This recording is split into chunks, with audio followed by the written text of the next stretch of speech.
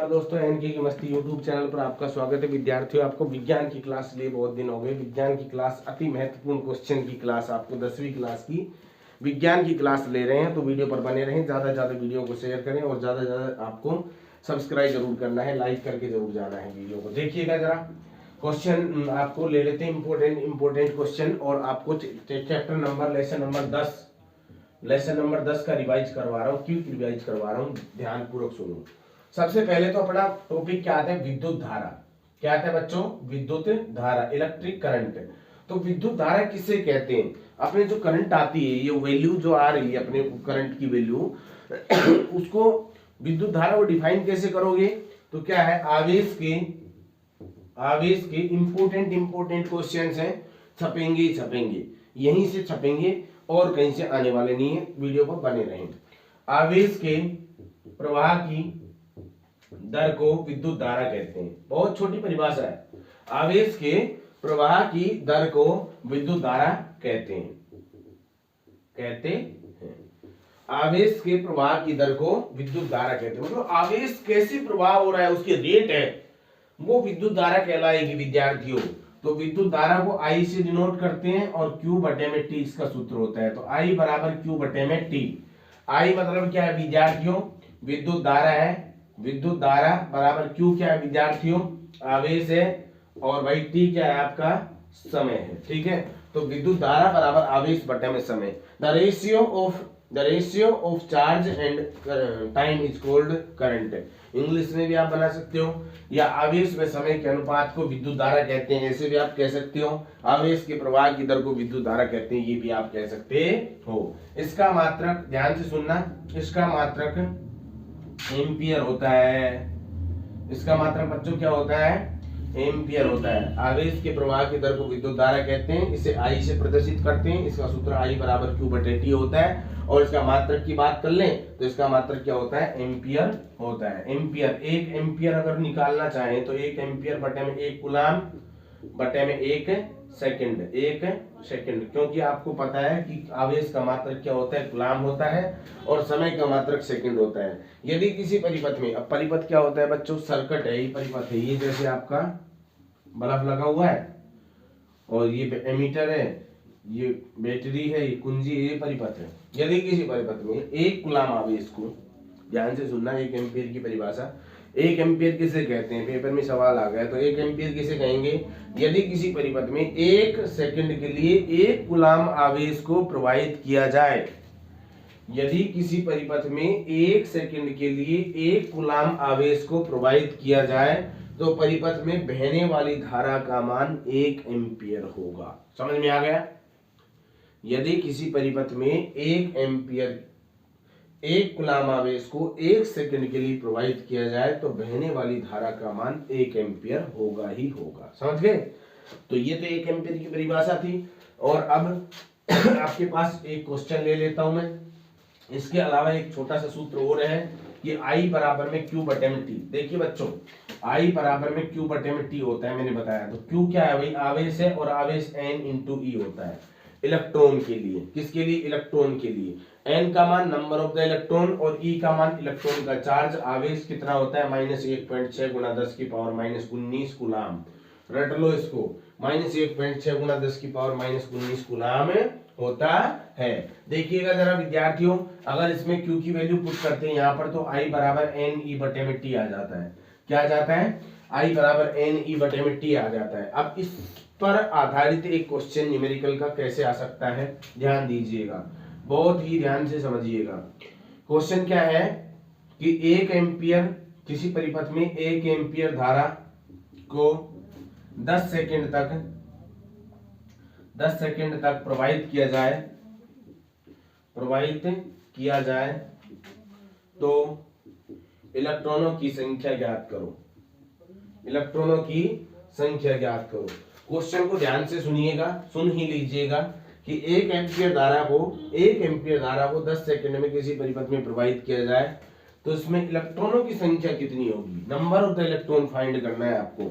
तो बच्चों I का मान 1 एम्पियर दे रखा है, N इंटू इलेक्ट्रॉन का जो चार्ज है 1.6 गुणा 10 की पावर -19 होता है, और बटे में 10 सेकंड के लिए प्रवाहित किया जा रहा है। आप वज्र गुणा करिए इसको, वज्र गुणा करोगे तो आपके पास क्या आएगा, n गुणा में 1.6 गुणा में 10 की पावर -19 बराबर में 10 एकम 10, 10 एकम 10। इसको नीचे ले जाइए तो n बराबर में कितना हो जाएगा, 10 बटे में 1.6 गुणा में 10 की पावर -19, -19 ऊपर जाएगी तो प्लस हो जाएगी। इस पॉइंट को यहाँ से काटेंगे तो 0 हो जाएगा। यहाँ पर 16 6 की 96, 4 बच गया, 0 उतारो, 16 दूनी 32, 16 पंजा 80, ये कितना हो जाएगा, 10 की पावर प्लस का 19, मतलब 6.25 गुणा 10 की पावर माइनस प्लस का 19 इलेक्ट्रॉन उसमें रहेंगे अगर 1 एम्पीयर धारा 10 सेकंड के लिए प्रवाहित की जा रही है तो।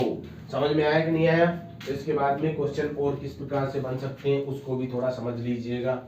और क्वेश्चन किस प्रकार से बनते हैं, इसमें न्यूमेरिकल की क्वेश्चन किस प्रकार से बनते हैं उस पर थोड़ा ध्यान देना चाहिए आपको। देखिएगा क्वेश्चन ये है यदि किसी परिपथ में 0.5 एम्पियर की धारा 2 मिनट के लिए प्रवाहित की जाए तो परिपथ में आवेश का मान ज्ञात करें। आवेश का मान ज्ञात करो, ये सवाल है।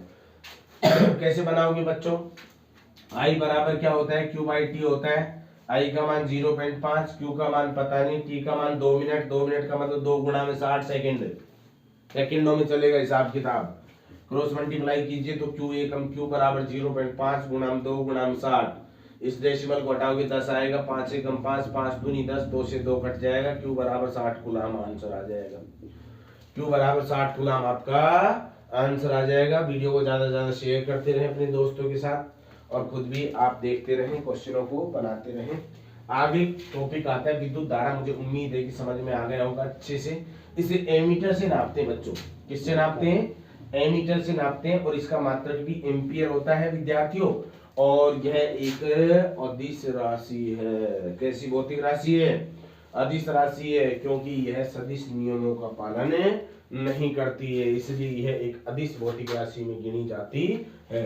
सुनिएगा, विद्युत विभव आता है टॉपिक, विद्युत विभव। पहले तो इसकी परिभाषा समझिए। देखिएगा, ये प्लस चार्ज है तो इसके आसपास का क्षेत्र है, ये विद्युत है तो विद्युत क्षेत्र कहलाएगा। क्या कहलाएगा? विद्युत क्षेत्र। चुंबक होता है, इसके आसपास का क्षेत्र क्या कहलाता है? चुंबकीय क्षेत्र कहलाता है। और विद्युत है, उसके आसपास का क्षेत्र विद्युत क्षेत्र कहलाता है। इसे ईवी वेक्टर से प्रदर्शित करते हैं। यह एक सदिश राशि, इसका मात्रक क्या होता है? वेबर। और चुंबकीय क्षेत्र का टेस्ला होता है। यह एक सदिश राशि, वी वेक्टर से इसको प्रदर्शित किया जाता है। इसकी दिशा बाहर की ओर होगी बच्चों, अगर माइनस होगा तो अंदर की ओर होगी, ठीक है, प्लस है तो बाहर की ओर होगी।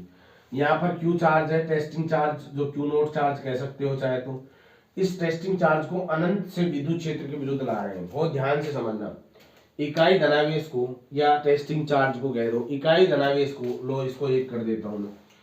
इकाई धनावेश को अनंत से विद्युत क्षेत्र के विरुद्ध लाने में किया गया कार्य विद्युत विभव कहलाता है। परिभाषा को ध्यान से सुन लीजिएगा, नहीं समझ आ रही तो लिख लीजिएगा एक बार। इकाई धनावेश को विद्युत क्षेत्र के विरुद्ध अनंत से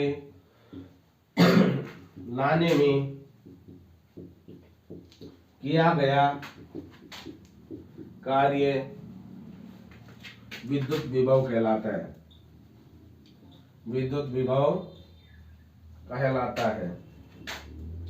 इसे B से प्रदर्शित करते हैं। इसका मात्रक वोल्ट होता है। इसका मात्रक क्या होता है विद्यार्थियों? वोल्ट होता है। सुनिएगा जरा, ये इकाई धनावेश मान लो, इसको मैं विद्युत क्षेत्र के विरुद्ध ला रहा हूं तो मुझे कार्य करना पड़ेगा और मेरे द्वारा किया गया कार्य विभव में कन्वर्ट हो जाता है।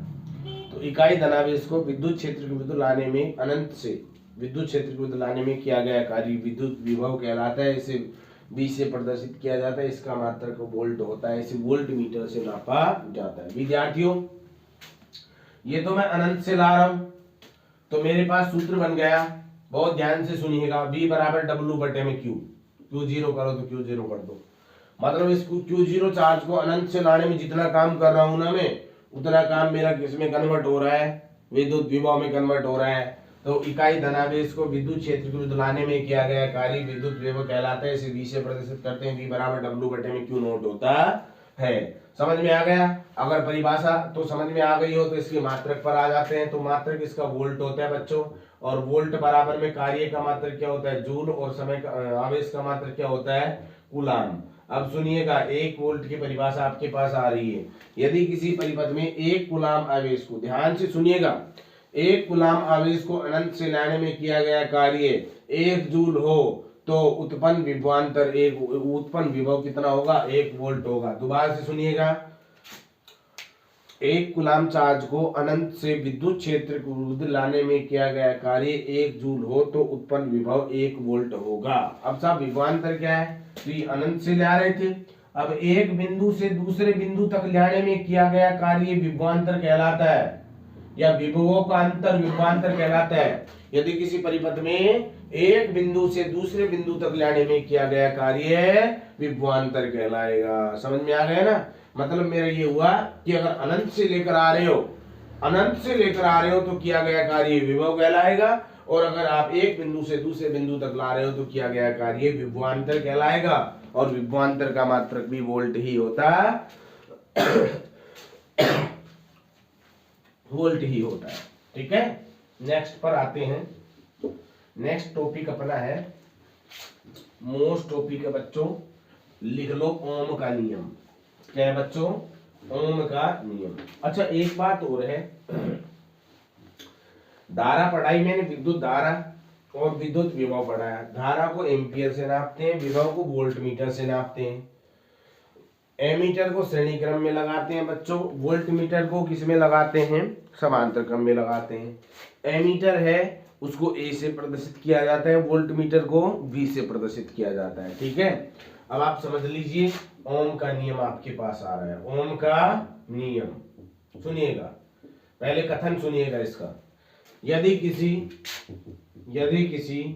परिपथ की, परिपथ समझा दिया था, परिपथ की भौतिक अवस्था, भौतिक अवस्था में क्या क्या आता है, ताप है, दाब है, आयतन है इत्यादि। ताप, दाब, आयतन। यदि किसी परिपथ की भौतिक अवस्था नियत रहे, नियत मतलब फिक्स है, नियत रहे तो परिपथ में बहने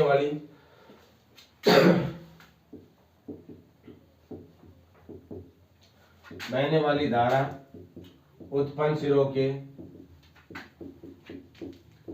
विभवांतर के समानुपाती होता है। देखो, यदि किसी परिपथ की भौतिक अवस्था ताप, दाब, आयतन नियत रहे तो परिपथ में बहने वाली धारा उत्पन्न सिरों के विभवांतर के समानुपाती होता है। V समानु, इसका गणितीय रूप क्या है बच्चों, V समानुपाती I, V बराबर RI। R क्या है बच्चों, R एक नियतांक है, R एक स्थिरांक कहो चाहे नियतांक कहो, स्थिरांक है। इसका मात्रक ओम होता है। इसका मात्रक क्या होता है बच्चों, ओम होता है, ध्यान रखना। अब इस स्थिरांक की भी कुंडली खोल देते हैं, पहले इसको समझ लीजिएगा। ओम का नियम अगर आपसे पूछ ले ओम का नियम का गणितीय रूप लिखिए तो सीधा लिखोगे, आप स्क्रीनशॉट ले सकते हो वीडियो का। अगर आपसे पूछ ले कि ओम का नियम का गणितीय रूप लिखो तो आप इसी से लिखो, ये इससे काम चल जाएगा। V समानुपाती I, V बराबर RI, बस यही गणितीय रूप है। और आपसे पूछे ओम का नियम का कथन लिखो, भाई स्टेटमेंट लिखो पूरे का पूरा। तो किसी परिपथ की भौतिक अवस्था ताप, दाब, आयतन नियत रहे तो परिपथ में बहने वाली धारा उत्पन्न सिरों के विभवांतर के समानुपाती होती है। समझ रहे हो नहीं समझ रहे हो?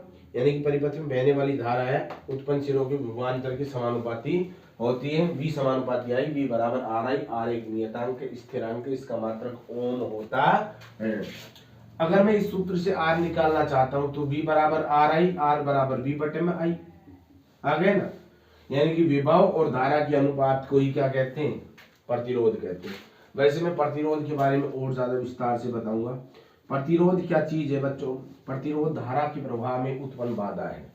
क्या है, ये मान लो तार है, इसमें करंट बह रही है, तो करंट के बहने में जो बाधा उत्पन्न होती है, जैसे लोहा का अगर तार ले रहे हो तो उसमें ज्यादा बाधा होएगी, और कॉपर का ले रहे हो तो कम होएगी भाई, सिल्वर का ले रहे हो तो कम होएगी। तो जो धारा के प्रवाह में बाधा आती है, जो रुकावट आती है, उसी को क्या कहते हैं बच्चों, प्रतिरोध कहते हैं।